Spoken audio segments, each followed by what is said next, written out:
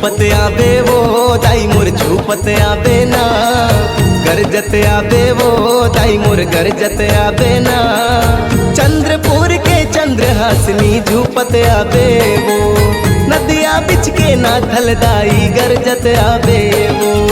झूपत आवे वो दाई मोर झूपत आवे ना, गरजत आवे वो दाई मोर गरजत आवे ना।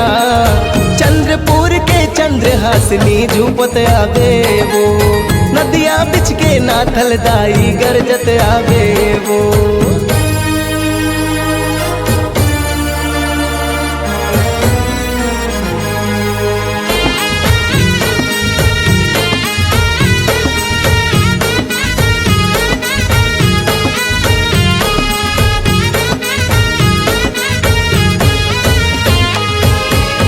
आगे नवराती दाई अंगना लिपाए हो, आही जगदम्बा कई के भुवना सजाए हो।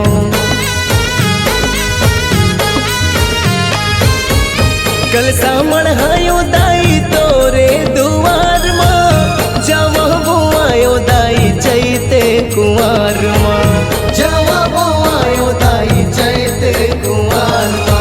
झूपत आवे वो दाई मोर झूपत आवे ना, गरजत आवे वो दाई मोर गरजत आवे ना।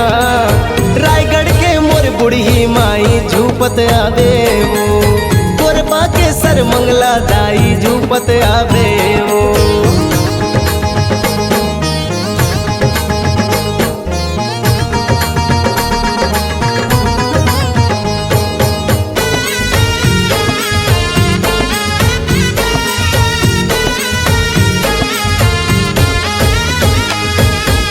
तोरे चरण के दाई मैं हावो दासी वो, कैसे मैं दर्शन पावो मन है उदासी वो।